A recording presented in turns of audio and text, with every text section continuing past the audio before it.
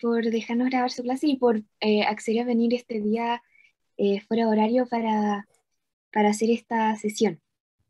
Gracias a ustedes Bueno, por la invitación. gracias. La presento, la doctora Javiera Ligui, es médica cirujana de la Pontificia Universidad Católica de Chile, pero también se especializó en psiquiatría de adultos.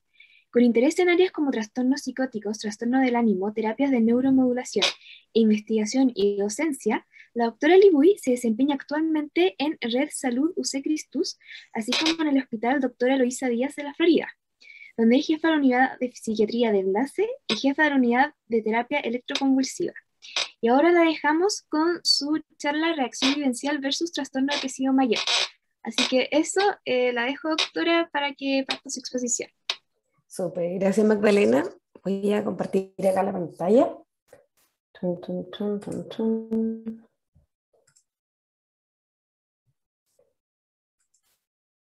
Déjame ver a ver si... ¿Lo ven bien? Sí, sí se ve. ¿Sí? Súper. Ya vamos a partir entonces. Bueno, buenas tardes. Me sorprende la cantidad de gente que hay para hacer un día sábado a la 1:30. Voy a tratar de ser lo más rápida y precisa posible para que esta clase sea lo más útil para ustedes. Entonces vamos a ver la diferencia entre una reacción vivencial y un episodio depresivo mayor. La hoja de ruta que vamos a seguir. ¿Qué es la reacción vivencial normal y qué es la depresión? ¿Cómo vamos a diferenciar ambos cuadros y cómo vamos a manejar ambos cuadros? ¿Qué es la reacción vivencial normal y la depresión? Para empezar a hablar de qué es la reacción vivencial normal, vamos a ir hacia atrás en el tiempo. Este es un término acuñado por Jaspers y luego fue pulido por Schneider, y en la actualidad en general no se ocupa tanto de forma habitual. Pero en general hablamos de una respuesta afectiva motivada por una vivencia y que en el fondo tienen distintas características. Lo primero es que tienen un desencadenante, por lo tanto no se habría presentado en caso de no mediar la vivencia. Se relaciona en el fondo con la vivencia. El contenido tiene una relación comprensible con la vivencia propiamente tal. Y la temporalidad, al desaparecer la causa, desaparece la reacción vivencial. Se considera normal cuando se independiza, por ejemplo, del desencadenante, no se relaciona de forma directa o se independiza también temporalmente del desencadenante.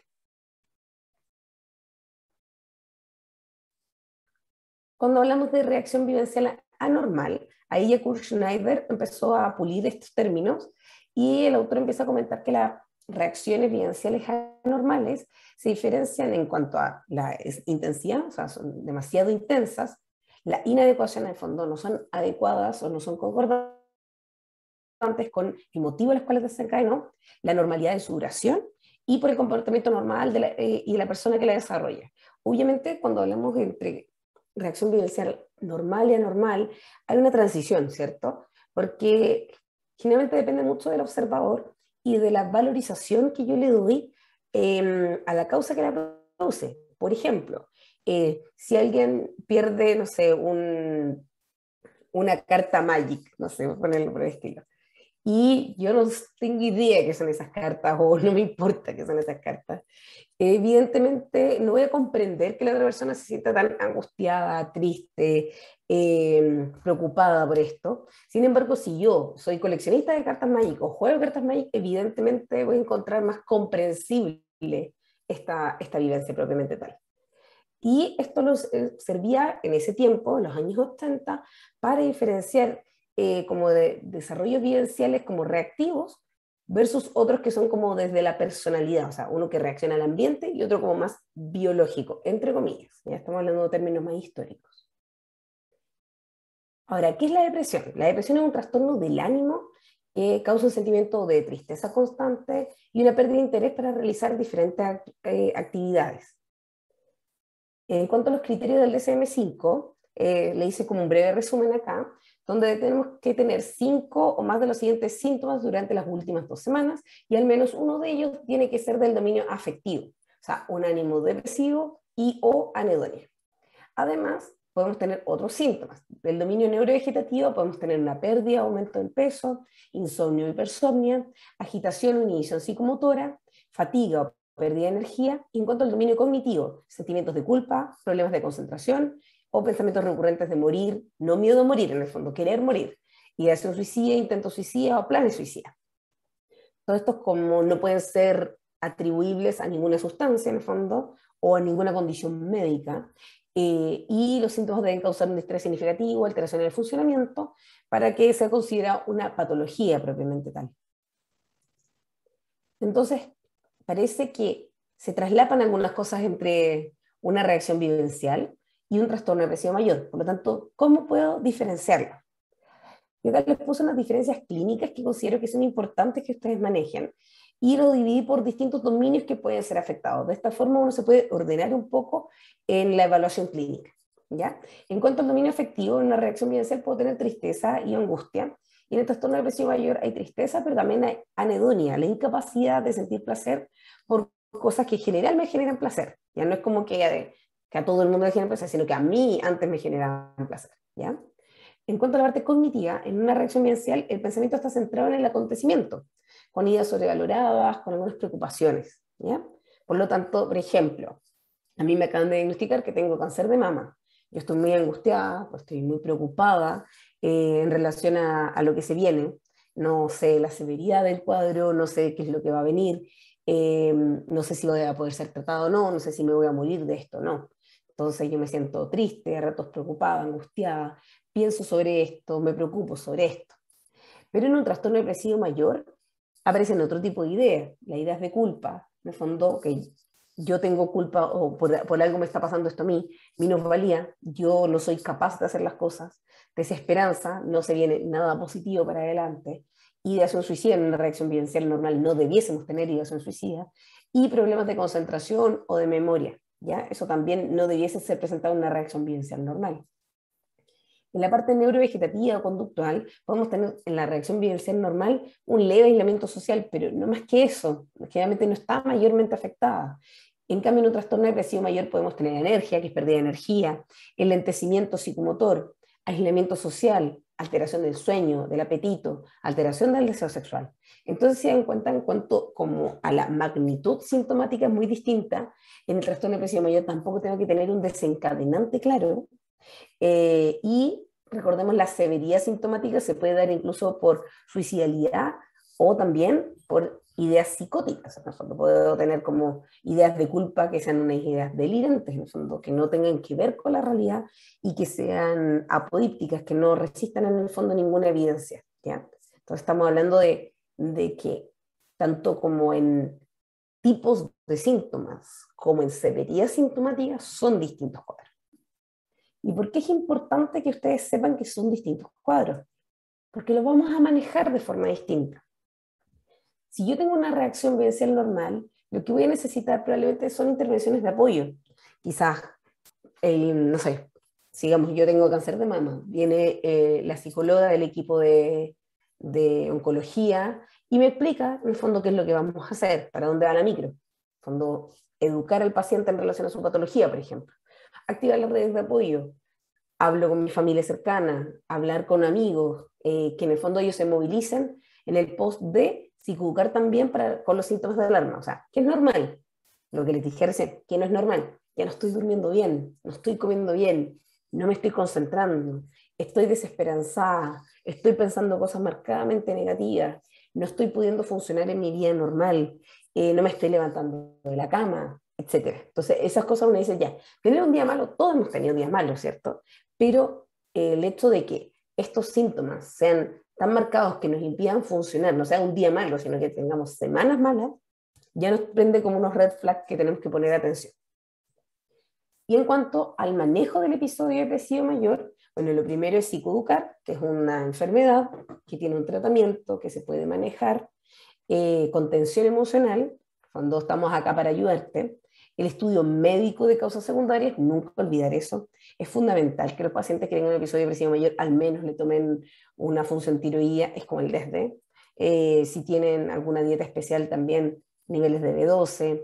Si están en Chile, niveles de vitamina D, que están bastante cuestionados, pero podemos tener causas secundarias de un episodio depresivo mayor.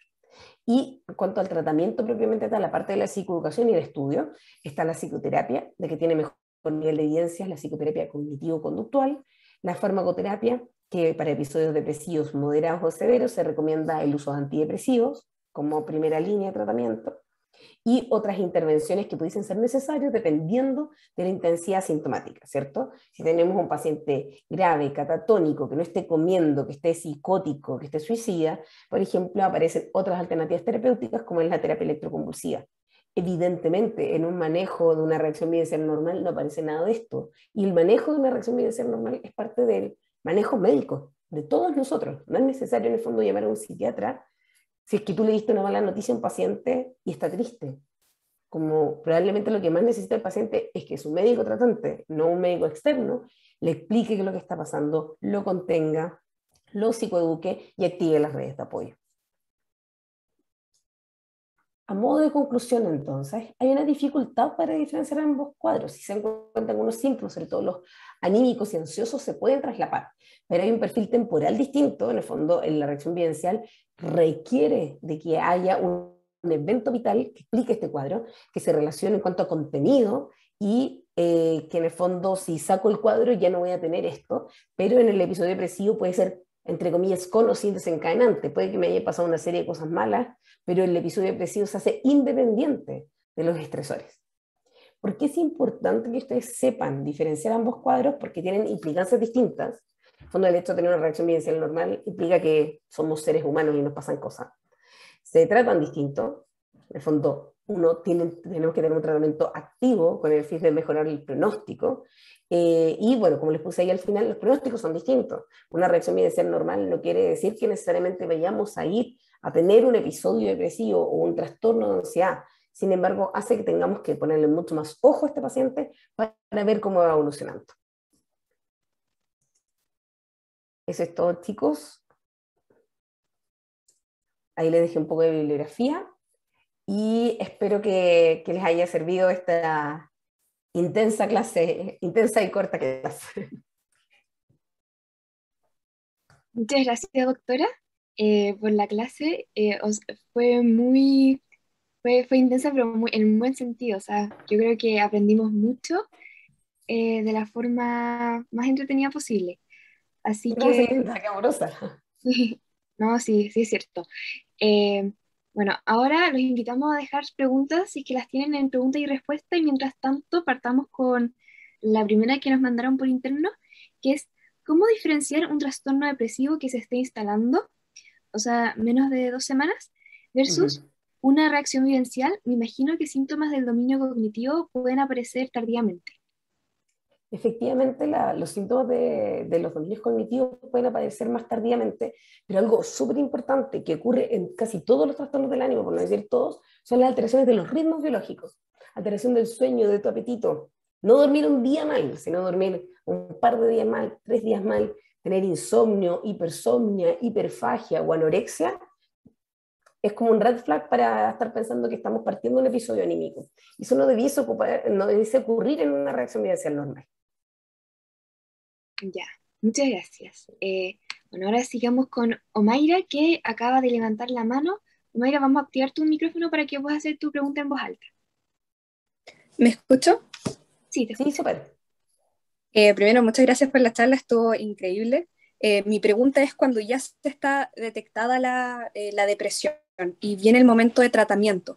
¿Todos esos puntos que usted puso tienen que ser ocupados como al mismo tiempo o dependiendo del caso puede ser tratado solo con farmacología o debe ser sí o sí a la par con una psicoterapia o depende netamente del caso?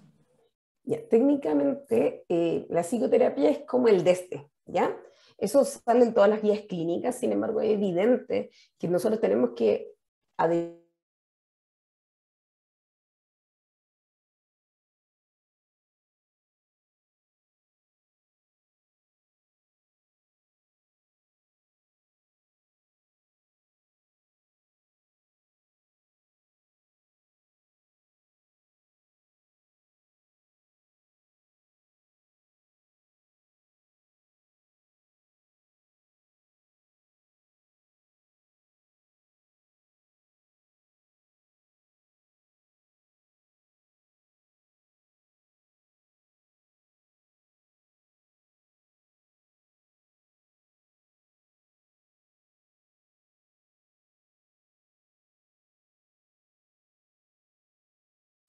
Se cayó, parece, ¿no?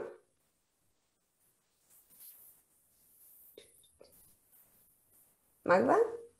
Hola, ya, sí, parece que hubo un inconveniente técnico por acá, Ya. pero Estábamos entonces en qué es lo que teníamos que hacer en el fondo, si todos los pasos los aplicamos al mismo tiempo o no. Les decía que los 3 primeros sí o sí los tenemos que hacer. Sí, convocar, contener y estudiar sí o sí, siempre. Activar las redes de apoyo, si es que se puede. Y la psicoterapia si es factible. Y la farmacoterapia, partir al menos siempre en episodios depresivos moderados y severos. Eso.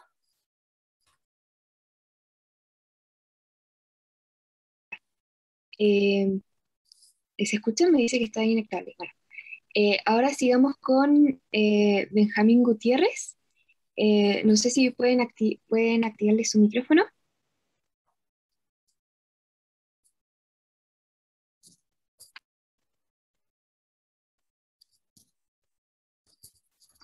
Ya puedes hablar, Hola, Benjamín. ¿se escucha? Sí, se ¿Sí? escucha. Bueno, primero muchas gracias por la presentación y lo segundo es que tengo una duda respecto a las ideaciones suicidas. Si necesariamente, esto un poco tal vez al margen de lo que de un evento depresivo mayor, pero si pueden ser, tienen que ser entendidas siempre como algo patológico o una ideación suicida aislada puede ser entendida como una respuesta aguda a un evento estresante. Técnicamente una ideación suicida, o sea, tener ideas de muerte, o sea, pensar como, ojalá no estar, por ejemplo, ojalá que esto se acabe, con ideas de muerte, no necesariamente los consideramos como una patología. Alguien puede estar muy desesperado y pensarlo en algún momento, ¿cierto? Obviamente también eso nos hace pensar de ciertas fragilidades estructurales o caracterológicas de la personalidad de cada uno, que hace que sea más factible pensar como en el morir como una salida válida a nuestros conflictos, ¿ya? Pero cuando ya tenemos una ideación suicida propiamente tal, como de verdad quiero matarme, que es distinto como que querer morir, evidentemente tenemos que pensar de que hay una patología detrás y tenemos que estudiarla. Hay estudios más sociológicos, más que psiquiátricos en relación como al suicidio, que es un tema igual controversial, que también hay pacientes o personas, en verdad, cuando son pacientes los que consulten, que pueden tener ideación suicida o cometer suicidio sin tener una patología, entre comillas, psiquiátrica de base. Por ejemplo, los suicidios que son como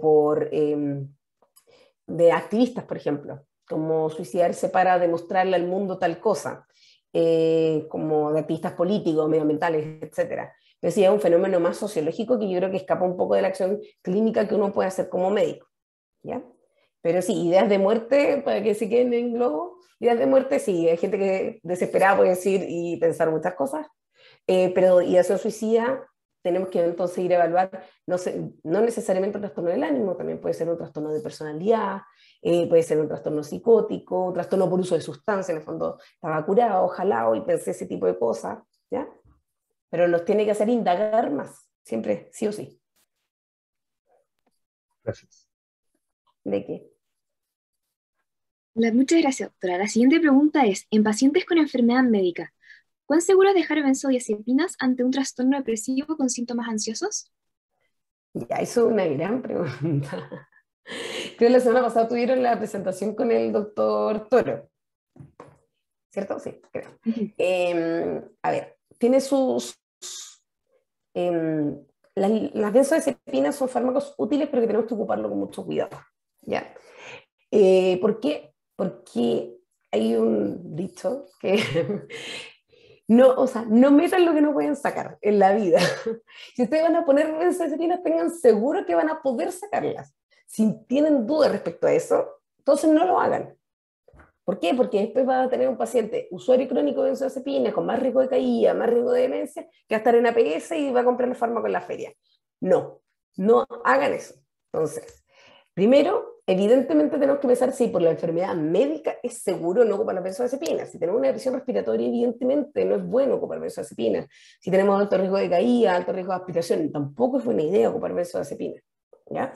Quizás podemos ocupar otros fármacos con ciertas funciones ansiolíticas o ocupar psicoterapia de apoyo, o también ya cuando en verdad tenemos un trastorno instalado propiamente tal, también ocupar antidepresivos, también es una opción, con acción serotoninérgica.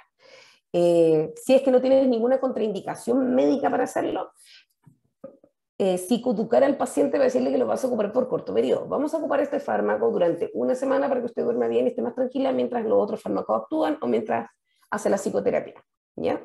Y después sacarlo progresivamente. ¿Cuán progresivamente? 20-25% de la dosis cada 3-4 días, más o menos, para que se hagan una idea. Mi recomendación es que con las benzodiazepinas los médicos siempre dicen ser mucho más prudentes, porque es lo mismo que darle como un poquitito de pisquito sour para que duerma tranquilo, es lo mismo. A nivel de receptores es muy parecido, ¿ya? Y después también los costos que tiene a nivel de salud para el paciente y para el sistema no son menores. Muchas gracias, doctora. Bueno, ahora yo tengo una pregunta. Mientras tanto, si alguien más quiere hacer una pregunta, puede levantar la mano o irse a pregunta y respuesta. Mi pregunta que me entró recién cuando hablábamos un poco como de la diferencia entre a veces entre querer matarse y querer morir, un poco los pensamientos intrusivos, que hay personas que pueden tener momentáneamente como, uy, quiero matarme, y pero que eso no es tan consistente o después como de un segundo pensamiento como que no les gusta, como entre comillas, no les gusta la idea o rechazan la idea. Es egoístónica en el fondo. Sí. ¿Esos pueden ser indicativos o de trastorno depresivo mayor de alguna otra patología psiquiátrica o es relativamente normal? No, no es relativamente normal, pero no es raro escucharlo desde el punto de vista clínico psiquiátrico. Pero nos tiene que hacer pensar no solamente en trastornos como del ánimo, trastornos de ansiedad, sino también como el espectro más obsesivo también. Y ahí como explorar más que nada como las características de la idea, la forma de la idea, si intrusiva, parásita, egoistónica, hay que irse a meter en el fondo ya más en el espectro de los trastornos obsesivos compulsivos más que otra cosa. Así eso es como para descartar.